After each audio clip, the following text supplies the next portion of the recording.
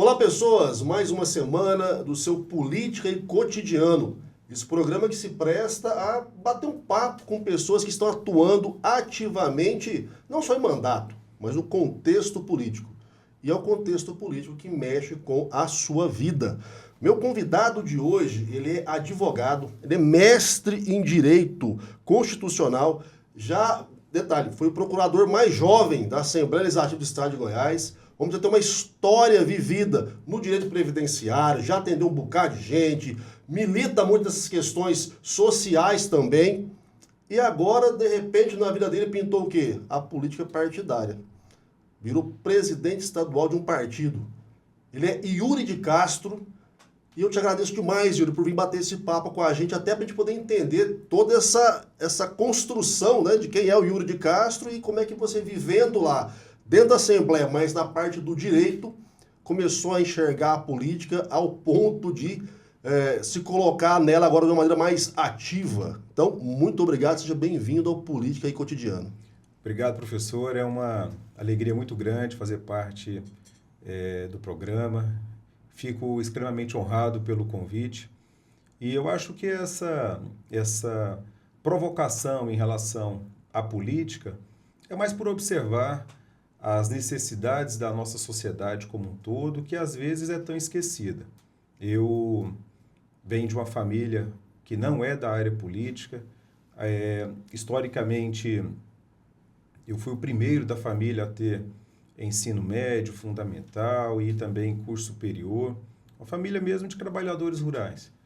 E a partir disso, você estar dentro do Poder Legislativo, eu que também sou servidor público efetivo aqui do nosso estado de Goiás, sou procurador da Assembleia Legislativa, tive a oportunidade de ser, como você disse, o procurador-geral mais novo da história da Alego, e carrego no currículo também o cargo de ser, atualmente, o primeiro subprocurador da história da Assembleia. Então, lidar com o parlamento me despertou essa provocação de sair um pouco da área técnica, que é o que eu sempre desempenhei, e colocar a cara à tapa, fazendo um convite à sociedade como um todo, dizendo que o espaço é para todos, principalmente para aqueles que estão apartados de um contexto político-social mais próximo. Eu quero fazer isso, quero dizer para a sociedade como um todo que é possível estar perto, é possível participar. A política ela só mudará realmente os rumos da sociedade quando pessoas comuns, anônimas como eu, de fato colocar a cara um pouquinho à tapa. Yuri, você vem da área do direito, né? Então você está acostumado a lidar com elementos que passaram pela política, né? Porque vai lembrar quem está em casa que quem faz as leis não são os juízes, não são os advogados, são os políticos. É o pessoal lá da Assembleia Legislativa, da Câmara Municipal, do Congresso Nacional, esse pessoal que faz lei.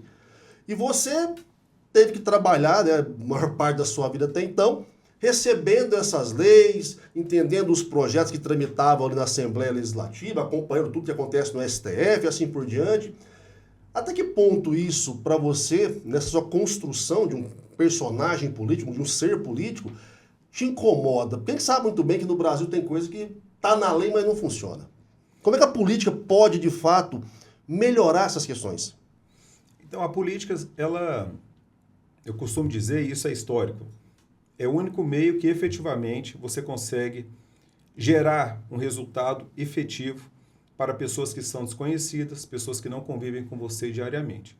Ou seja, a política realmente, historicamente, ela é feita para atingir um bem comum. Agora, as leis, como você disse, elas são feitas por seres humanos, dentro de contextos e de interesses muitas vezes pessoais. Qual é a nossa dificuldade?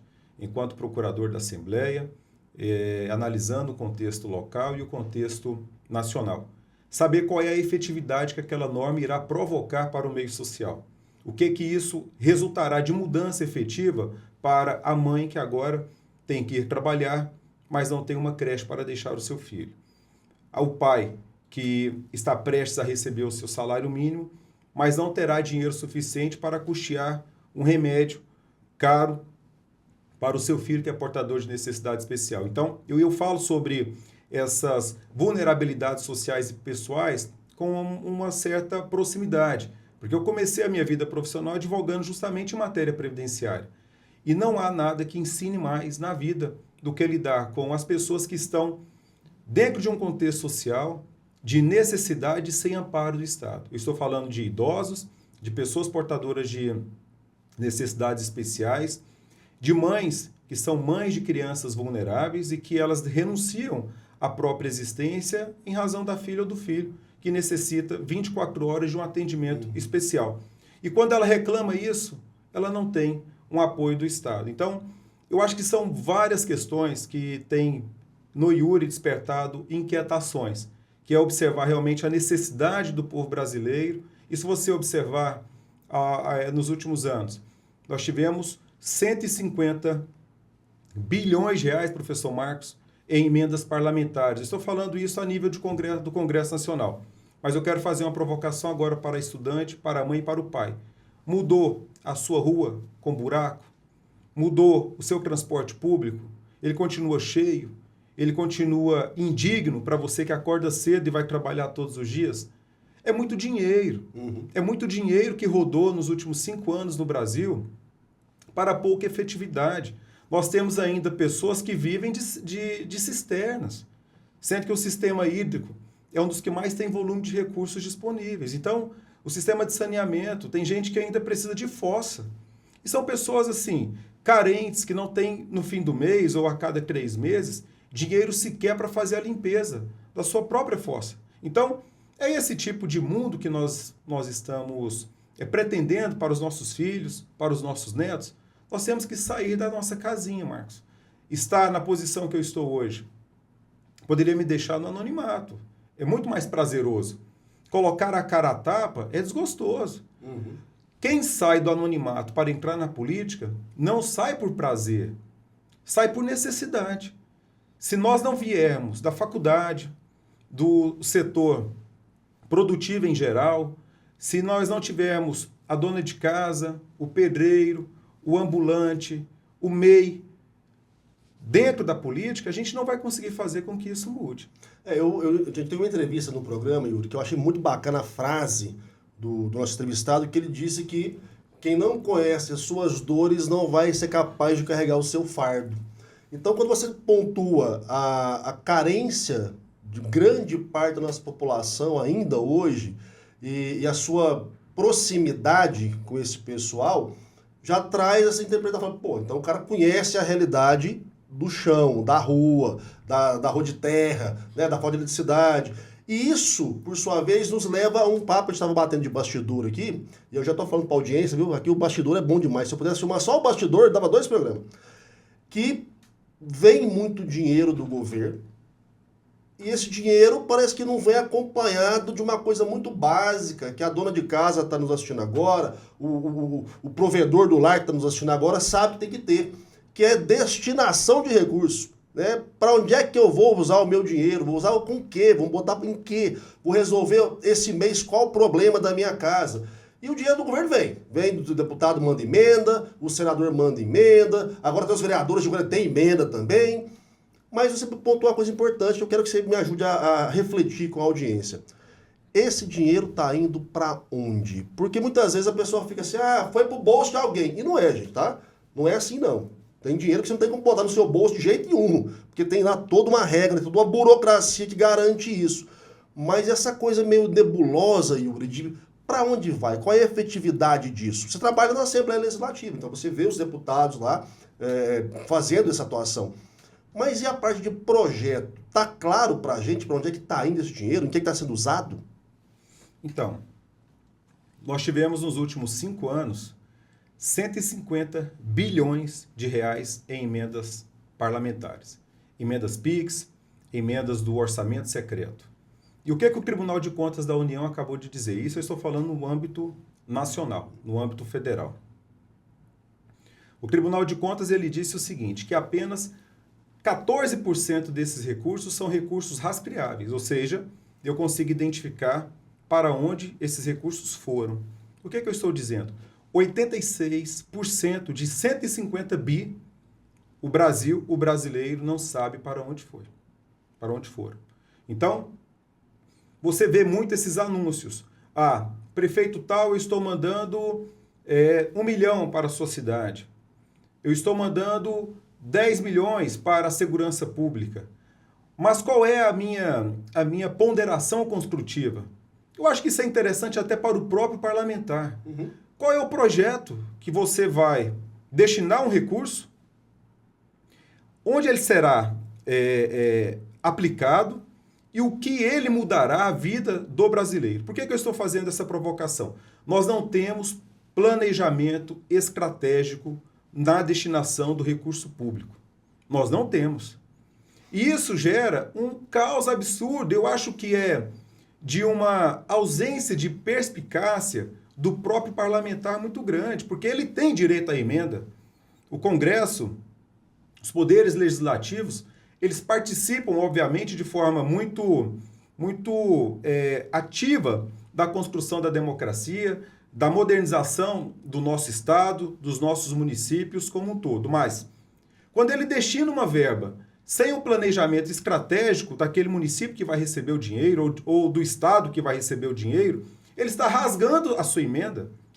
Primeiro porque, dependendo para onde ele manda, ele está correndo um risco gravíssimo de ter uma emenda desviada e acabar sendo alvo de uma investigação futura. Uhum. Segundo, quando ele manda sem um planejamento estratégico, ele não sabe para onde o recurso foi e onde ele foi aplicado. Ou seja... Isso é efetivo também, né? Porque às vezes o cara vai lá, constrói e não tem como fazer manutenção. Ou seja, resolveu nada.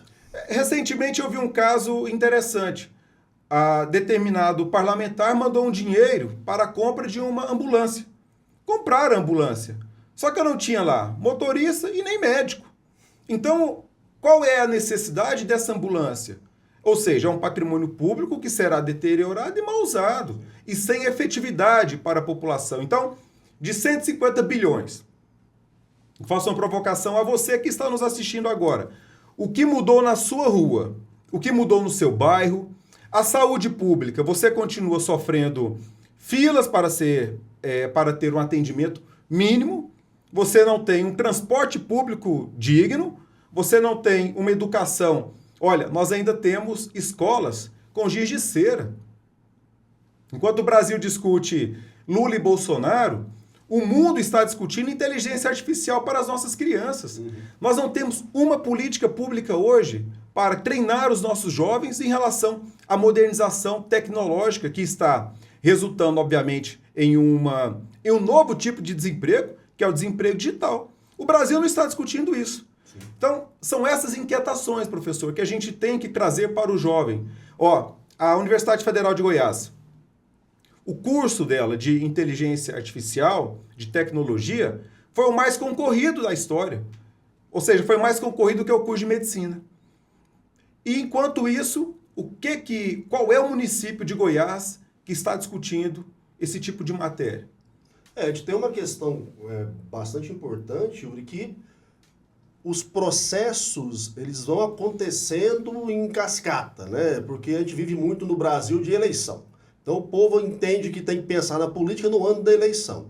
E muitos políticos que estão aí há décadas e décadas vivem disso, de período eleitoral. Então ou faz a coisa e entrega só no ano da eleição para continuar sendo reeleito, ou então está lá participando da outra eleição para manter a sua base. Então a pauta sempre é eleição, eleição, eleição. Gente, é óbvio que a gente tem que falar de eleição, porque é a nossa forma, a minha e a sua, de participar do processo. Mas pensando como o Yuri colocou aqui, o que move, o que melhora de prática na nossa vida dia a dia, essa perspectiva simplesmente onde é que a gente vai colocar recurso, porque o recurso já está sendo buscado dos nossos impostos, inclusive, e como é que os parlamentares vão executar isso em nível atual, nessas pautas novas que não estão sendo faladas. Você agora, Yuri, está numa outra perspectiva também, né, de atuação. Você continua atuando, advogando e continua lá como procurador da Alego, mas agora você resolveu botar o pé mesmo ali no balaio agora. Você está ali para lutar de uma maneira mais prática porque você assumiu um partido. E ter o partido é a primeira base, gente, para participar ativamente do processo político e eleitoral que está se avizinhando já ano que vem. Qual é o principal desafio que você está enfrentando agora, fazendo essa... Vou nem falar transição, porque não é que você continua na parte do direito, mas fazer essa integração agora, assumindo essa ponta de lança, porque você está acostumado a lidar com os parlamentares lá dentro da Alego, muitas vezes orientando, brigando e ajudando, mas agora não, você acaba que vai estar ou os confrontando politicamente ou os atraindo para o seu partido dentro de um projeto que eu quero entender que você tenha.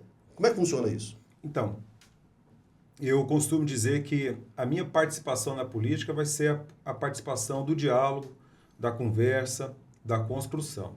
Eu prefiro atraí-los, né? Gostei da sua expressão, dizendo que é possível a gente modificar, transformar a vida do cidadão com menos discursos e com mais ações. Eu estou extremamente feliz, recebi realmente a presidência do partido Cidadania, que é um partido que de forma centenária participa da democracia brasileira, apesar de nós não termos aí um século de democracia, mas é um partido que já combatia a ditadura lá atrás.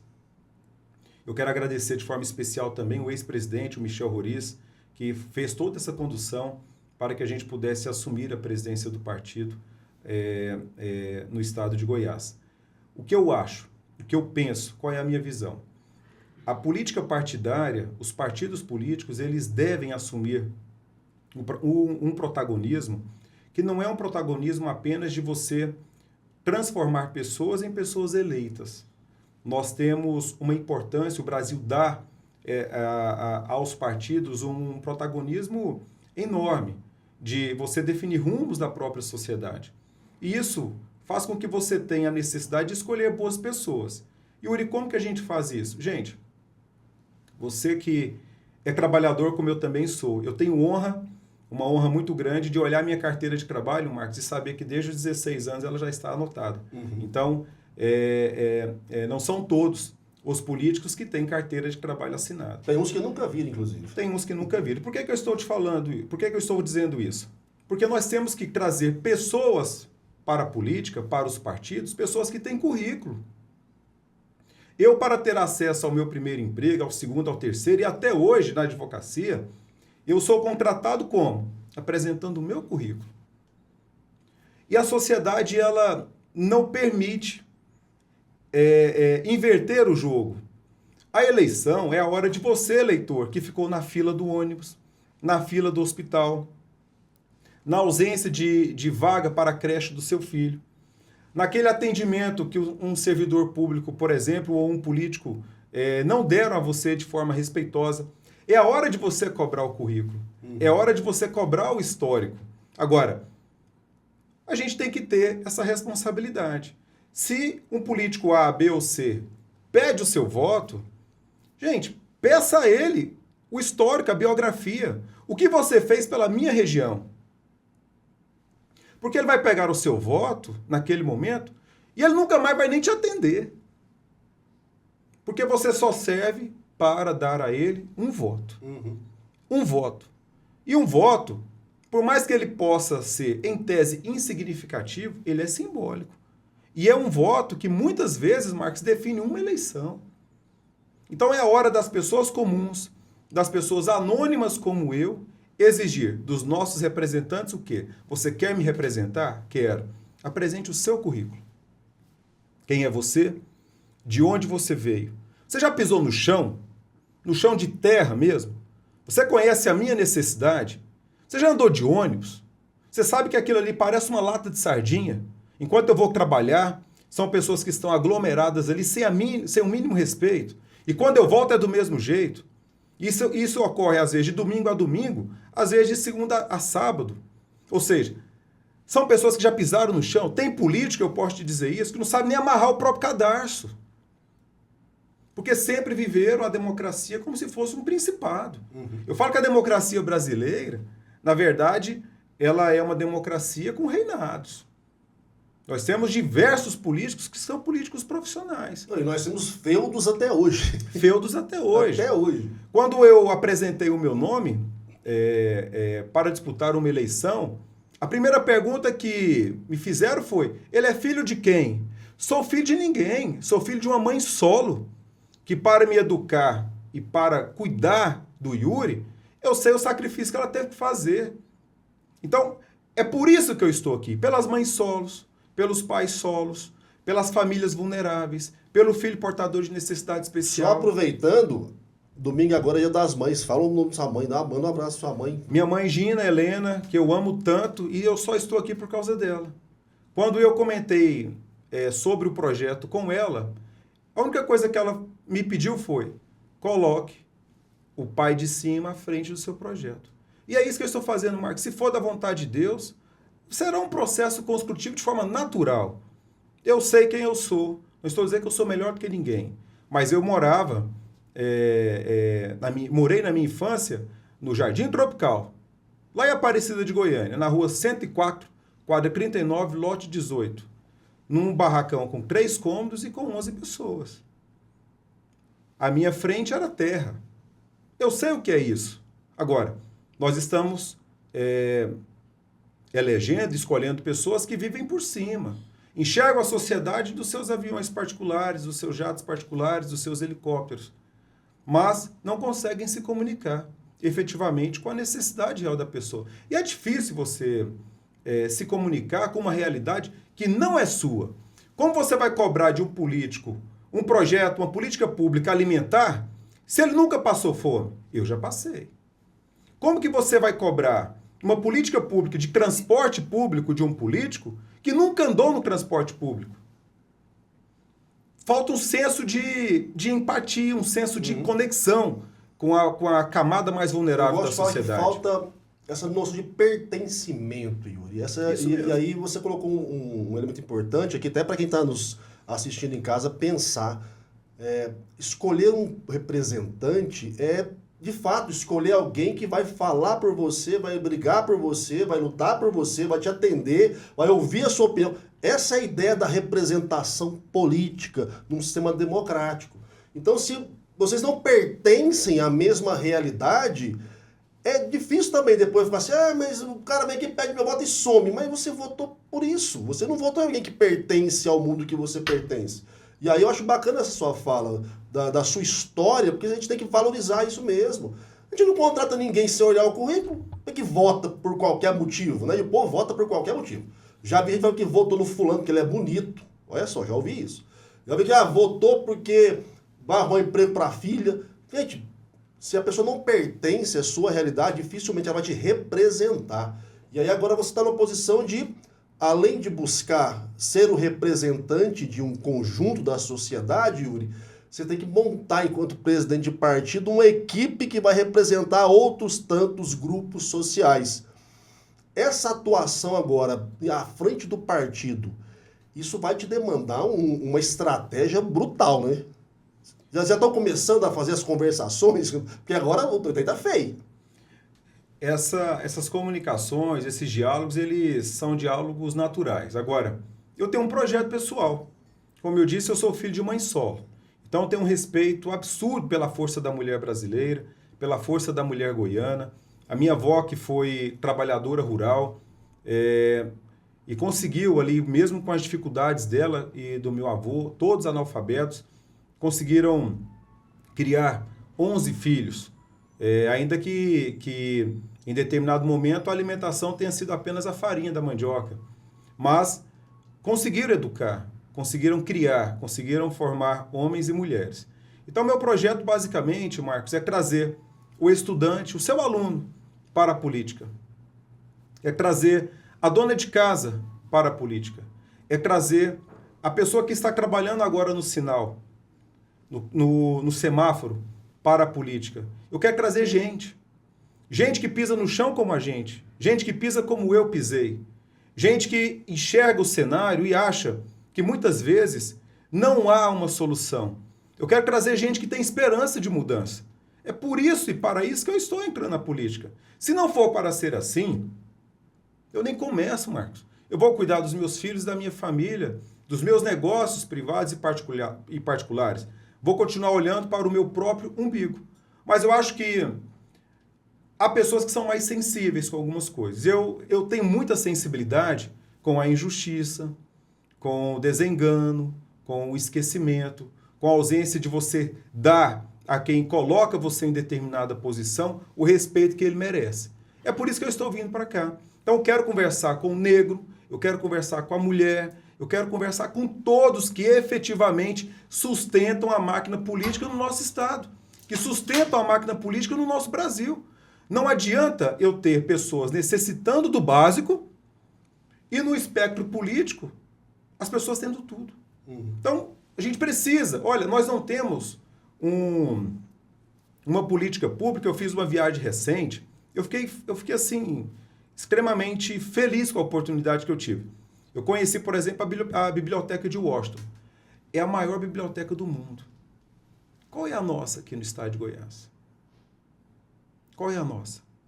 Qual é a nossa história política? Nós não temos um museu que desperte visitações. Para você visitar a biblioteca de lá, você tem que ter acesso ao ticket com antecedência. Ela recebe praticamente 2 milhões de pessoas por ano. Qual é a nossa aqui? Nós temos várias câmaras municipais. Por que nós não temos uma biblioteca ao lado de cada câmara municipal ou dentro da Câmara Municipal? O que me despertou ir para o direito, professor Marcos, foi uma oportunidade de trabalho que eu tive enquanto menor aprendiz. E ali, enquanto menor aprendiz, eu me vi sendo recepcionista do Ministério Público Federal, ali no centro, entre o centro e o setor universitário, ali na 10. E aquilo, para mim, foi de uma mudança extremamente significativa. Ou seja, a política do primeiro emprego fez com que o Yuri tivesse a necessidade de concluir o seu ensino médio, fizesse uma faculdade, se tornasse o primeiro advogado da família, e sou até hoje o primeiro advogado da minha família, prestasse um concurso público, o que eu vi o que é a importância de um concurso público no Ministério Público Federal. Então, assim, veja que políticas básicas mudam a vida das pessoas. Mas um cenário macro, o que está sendo discutido para mudar a vida dos nossos jovens? Milhões de jovens hoje que estão vivendo aquela fase do nem-nem. Nem estudam e nem trabalham. E não vão mudar essa realidade. Por quê? O jovem não quer mais falar sobre CLT, carteira de trabalho. Eu vivi isso, Marcos. Você viveu isso. Mas o jovem ele quer ter acesso a novas metodologias de trabalho, de empregabilidade. Você tem que atrair o jovem para o mercado de trabalho. E não é dando a ele uma jornada convencional que nós vivemos. E até porque o próprio mercado de trabalho, como você pontuou, né, Yuri, está em franca transformação por conta dos adventos da tecnologia. Assim, passou rápido demais. Para mim já é um ponto pacífico, você vai ter que voltar aqui depois, até para entender mais da sua maneira de pensar a política. Eu acho que quem está nos ouvindo em casa quer entender outras formas de pensar a política, não só essa moda tradicional que a gente está acostumado. Mas enquanto você não volta aqui, deixa aí as suas redes sociais, o pessoal continua batendo papo contigo. Ótimo. Eu tenho um Instagram, né, que é lá o Yuri Castro. E meu Yuri é o Yuri brasileiro, é I-U-R-E. Não tem 2 Y, não tem 5 L, nada. Não, o meu é o Yuri Castro. Estou lá e o que vocês precisarem, sempre à disposição para a gente trocar alguma ideia e falar um pouquinho, não só sobre política, Marcos, eu tenho falado muito sobre advocacia, sobre faculdades, o que é realmente um processo legislativo constitucional. Existem muitas matérias que o estudante de direito, infelizmente, não estão tomando ciência. E eu estou aqui para tentar modificar um pouquinho o rumo e a história de cada um deles, se eu puder. Claro. Maravilha. Pessoal, segue o homem, o Yuri Castro.